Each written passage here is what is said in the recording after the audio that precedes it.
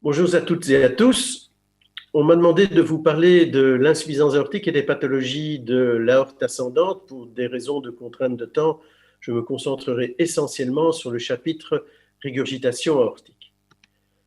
Je voudrais d'abord aborder avec vous son histoire naturelle et voir quelles en sont les indications chirurgicales. On sait que l'insuffisance aortique est la troisième pathologie valvulaire en fréquence dans nos pays et que son décours est généralement relativement bénin. Lorsqu'on s'adresse à des patients qui sont asymptomatiques et qui ont une fonction ventriculaire gauche normale, on rencontre en effet un taux de mort subite extrêmement faible, de moins de 0,2% par an, une progression vers la dysfonction ventriculaire gauche tout aussi faible, de moins d'1,3% par an, et la progression vers les symptômes et ou une dysfonction ventriculaire gauche avec un taux de moins de 4% par an. Les choses changent néanmoins dramatiquement lorsque la dysfonction ventriculaire gauche apparaît. Dans ces conditions, la progression vers des symptômes est de plus de 25% par an, et lorsque les symptômes se sont installés, la mortalité cardiaque grimpe à plus de 10% par an. Ces différents paramètres ont été intégrés dans les recommandations européennes et américaines qui, toutes les deux, recommandent, comme une indication de classe 1, d'opérer les patients qui sont symptomatiques et les patients asymptomatiques qui ont une dysfonction ventriculaire gauche. Les guidelines ont également émis quelques recommandations de classe 2, en particulier liées aux dimensions ventriculaires, avec une dilatation ventriculaire gauche en télésystole excédant 25 mm par mètre carré. Des deux côtés de l'Atlantique, il s'agit d'une indication de classe 2A et des dimensions télédiastoliques de plus de 65 mm du côté américain avec une indication de seulement classe 2B. Alors, une des étiologies essentielles de l'insuffisance aortique est la dilatation de la racine aortique.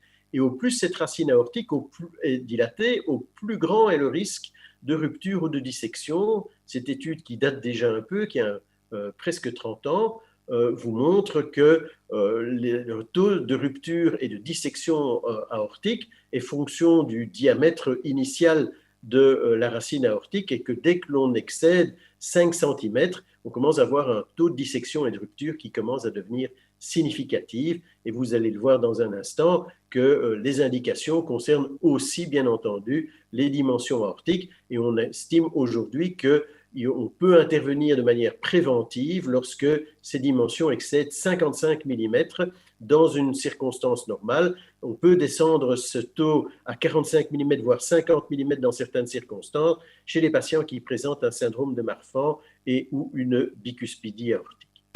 Alors, quelles sont les options chirurgicales qui s'offrent à nous? Bien, aujourd'hui, il s'offre essentiellement deux options, soit la réparation valvulaire aortique, soit le remplacement valvulaire aortique. Et nous avons récemment montré qu'il y avait un avantage incontestable à utiliser la réparation plutôt que le remplacement valvulaire aortique. Et dans cette étude que nous avons publiée il y a 6 ans, bien, on montre très clairement que le fait de remplacer la valve aortique s'accompagne d'un défaut post-opératoire en termes de survie d'environ une vingtaine de pourcents à 10 ans en comparaison avec la réparation valvulaire aortique.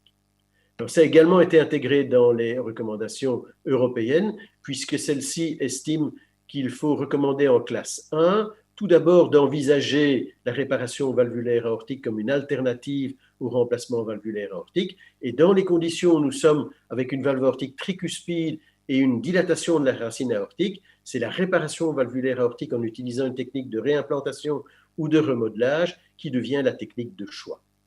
Alors, si on veut lancer un programme de réparation valvulaire aortique, il est essentiel de comprendre quels sont les mécanismes qui sous-tendent cette insuffisance aortique.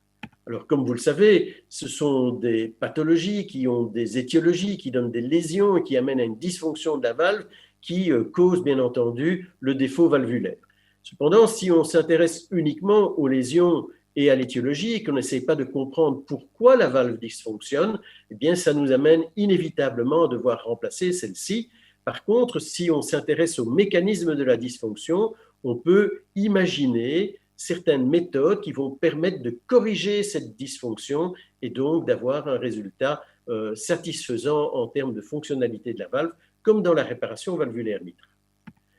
Alors, en termes de réparation valvulaire aortique, les étiologies de l'insuffisance aortique sont multiples. Elles comprennent bien entendu des pathologies de la valve, mais aussi des pathologies de la racine aortique. Et en l'absence de pathologie de la valve, généralement, il n'est pas tout à fait clair quel est le mécanisme ou quels sont les mécanismes qui sous-tendent ces insuffisances valvulaires aortiques. Ceci est un article qui a été publié il y a une quinzaine d'années par un célèbre anatomopathologiste, William C. Roberts, qui n'est autre que l'éditeur en chef de l'American Journal of Cardiology, et qui, dans une large série de patients qui ont été opérés d'insuffisance aortique, dont il avait les pièces anatomiques, montre que dans la plupart des cas, la cause de cette insuffisance aortique n'est pas claire. Elle n'est pas claire essentiellement parce qu'elle est liée à une pathologie de la racine aortique et donc une dilatation de celle-ci.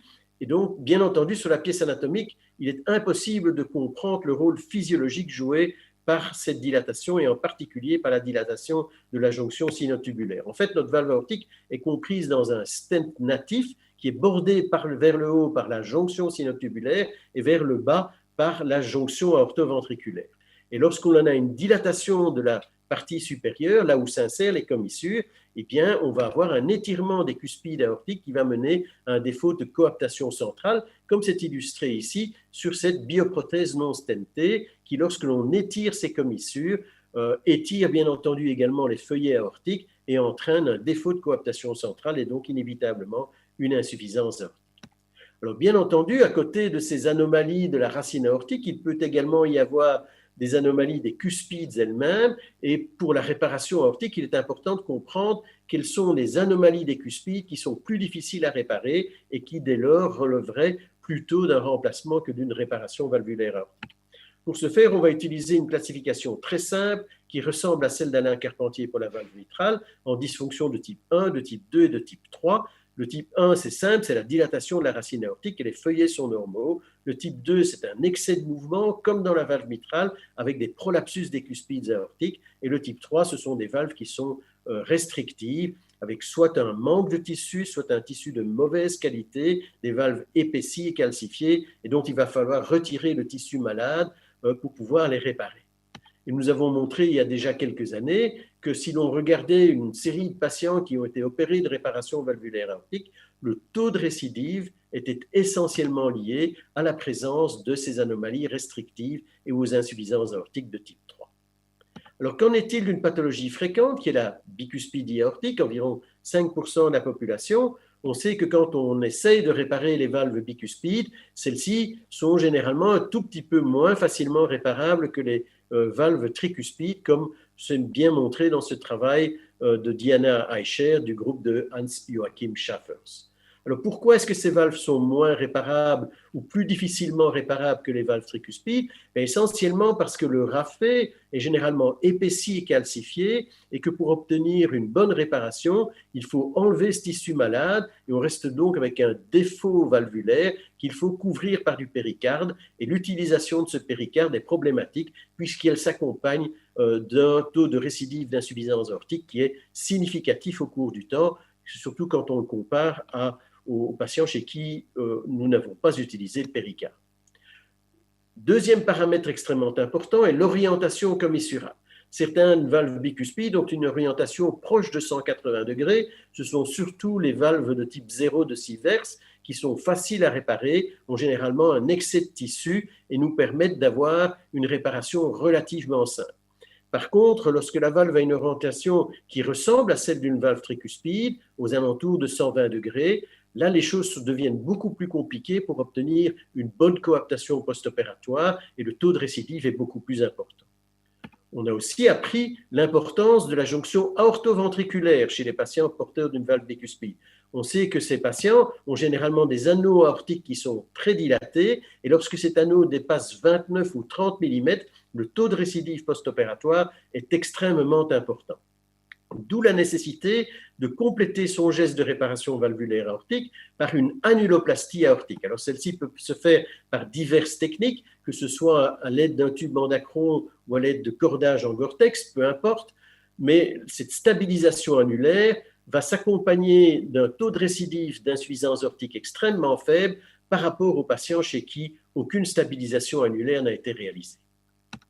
Enfin, lorsque l'on fait de la réparation valvulaire aortique, surtout lorsque l'on utilise de la chirurgie dans laquelle on va épargner la valve native et l'entourer par un tube endacron, il faut bien comprendre les mécanismes de la réapparition précoce d'une insuffisance aortique. Et cette réapparition précoce est essentiellement liée soit à la persistance, soit à l'induction d'un prolapsus valvulaire qui peut affecter une ou les trois cuspides aortiques lorsque la valve est tricuspide. Et au plus bas se trouve le point de coaptation par rapport à l'anneau, au plus grand est la chance de développer ou la malchance de développer une insuffisance aortique post-opératoire. D'où la notion d'essayer de mesurer cette hauteur de coaptation que l'on appelle la hauteur effective de coaptation, et ça peut se faire grâce à un petit instrument péropératoire tel que cela vous est montré ici, et des études ont montré que si cette hauteur effective était inférieure à 9 mm, la probabilité de récidive de l'insuffisance aortique était très importante, et donc cette hauteur effective doit être mesurée par le chirurgien en péropératoire ou par l'échographiste immédiatement après l'intervention. Cela m'amène à vous parler de l'évaluation de la sévérité et de la réparabilité de la valve. La sévérité de la valve se fait par des méthodes classiques. Je voudrais simplement vous illustrer la méthode PISA et de vous illustrer certains points importants sur le plan de l'évaluation. Cette méthode est généralement extrêmement effective puisque dans les jets qui sont centraux, il y a une excellente corrélation entre la surface de la SOR mesurée par la PISA et la surface de la SOR mesurée par une technique de référence. Cependant, cette relation, elle est quasiment perdue chez les patients qui ont des jets très excentriques, comme le patient que l'on voit ici par échographie transœsophagienne avec un jet qui vient taper contre la valve mitrale. Chez ces patients, lorsque l'on évalue la sévérité de l'insuffisance aortique par la PISA par voie apicale, eh bien, on a généralement une importante sous-estimation du volume régurgité et de la SOR. Pour pouvoir obtenir des valeurs qui sont correctes, en tout cas par rapport à une méthode de référence comme la résonance magnétique, par exemple, il faut utiliser des incidences qui sont inhabituelles pour l'évaluation de la sévérité des régurgitations valvulaires, comme par exemple dans cet exemple que nous avons publié il y a quelques années, par voie parasternale gauche. Et lorsque l'on fait cela, on rétablit une corrélation entre la technique de référence et la PISA qui est tout à fait correcte.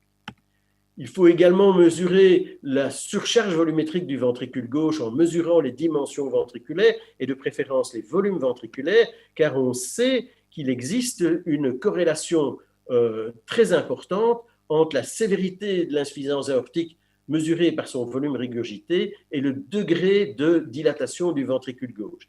Il n'y a pas de régurgitation aortique sévère chronique sans une dilatation importante du ventricule gauche. Et ça se fait par des méthodes toutes simples. On peut bien entendu utiliser la résonance magnétique, mais ça marche également à l'écho. Et voici un patient qui avait un volume régurgité calculé d'environ 95 millilitres. Et avec 95 millilitres, on doit s'attendre à un ventricule d'au moins 250-260 millilitres. Et de fait, la quantification nous montre un volume télédiastolique à 285 millilitres, ce qui corrobore la sévérité de l'insuffisance aortique mesurée par la méthode de la PISA. L'écho nous sert également à évaluer la réparabilité de la valve aortique. Pour cela, on va utiliser 3 incidences et il faut utiliser l'échographie transœsophagienne pour le faire. Ces incidences sont la vue petit axe, la vue long axe et la vue transgastrique profonde, celle-ci permettant un bon alignement entre le jet aortique et l'ultrason incident. Sur toutes ces vues, il est important de prendre des mesures quantitatives de l'anneau, des sinus de Valsalva, de la jonction sinotubulaire, de l'aorte tubulaire pour pouvoir évaluer le degré de dilatation de la racine aortique. Mais il faut également mesurer des paramètres de la géométrie de la valve, comme la hauteur effective ou la hauteur géométrique.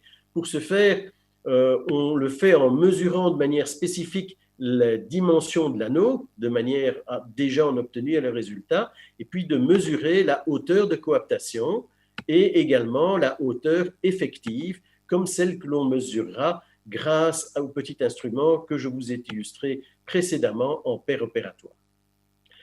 L'échographie va nous permettre d'apprécier le mécanisme de la dysfonction, type 1, type 2, type 3. Je voudrais simplement vous illustrer mon propos par 2 exemples. Le premier est une dysfonction de type 2 avec un prolapsus distal de la cuspide coronaire droite. que l'on voit très bien sur l'imagerie ici et qui s'accompagne d'un jet d'insuffisance aortique excentrique dirigé vers la valve mitrale. Ce prolapsus distal de la cuspide coronaire droite est assez fréquent, se rencontre dans environ 15% des insuffisances valvulaires aortiques. Il est donc important de pouvoir en reconnaître sa nosologie. Enfin, je vous montre un exemple qui illustre l'intérêt de l'échographie